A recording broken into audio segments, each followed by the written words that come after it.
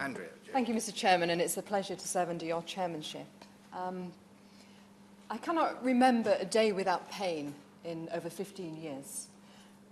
When I first got diagnosed with fibromyalgia, it was less understood than it was today.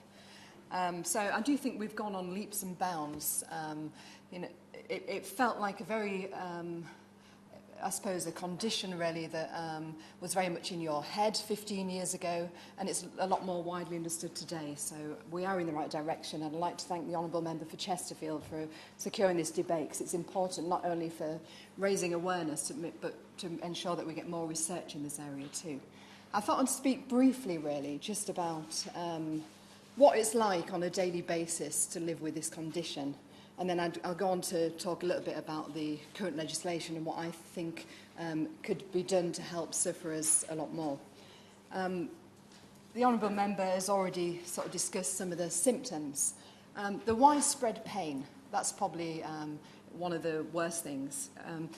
Waking up in the morning and being bent over in pain, feeling like you're 80 really, because every muscle in your whole body is just in pain. And that continues throughout the day. And what I found, the medication that they provide really zonks me out and gives me, and I have even more memory lapse with it, which in our profession is not really that good. You don't want to be able to sleep all the time. And I remember an occasion, it's a good job I kept my sense of humour about me actually. I remember an occasion back in 2015, newly elected, when I was speaking a guest on one of the political programmes. I get very nervous even to this day, like 3 years on from being elected, when I know I've got to speak in any debate or do any media, because you never know when the fibro fog is going to come on. And I remember in this political programme, I couldn't think of a basic word such as economy. Now, I don't know about you, but what other word is there for economy that you can think of? And so I was there, the camera was on me, I just wanted the ground to open up, but I just sort of left it off and dealt with it. And another occasion, I was at a supermarket and loading everything up onto the till, and I completely forgot my PIN number. And I had a whole week's worth of shopping and baby stuff on there.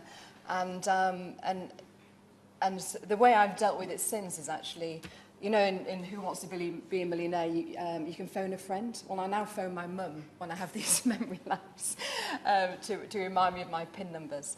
But joking aside, it's a lack of sleep as well. Last night I had 3 hours sleep, and this is a regular occurrence. But the way I deal with it is I feel very lucky because my sister has MS, and she's only 10 years older than me. She's blind in one eye, losing a sight in her other eye, and she's a real trooper. She runs her own business, and I do think it's down to that the way you approach things in life that can help it. Now, I'm very lucky in the fact that I don't suffer with the depression side of it. And I think that this is a real crux of it. So I'd like to ask really for more support for those depression elements of it, because what I find is each day is a struggle, and I just sort of keep focused, keep busy. It's probably I'm living off my adrenaline, but when I get home on an evening, you collapse into bed and then you realise what pain you're in when you stop blocking it out, really. And then you have that vicious circle of lack of sleep, and then and begin the cycle again. So the fibro fog, the extreme tiredness, the extreme pain, trouble remembering things, that's probably the big thing for myself.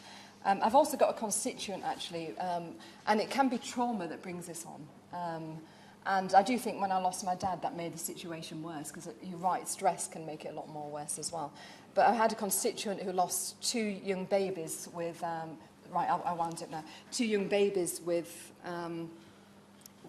through cancer, and her condition was brought on, and she's struggled since.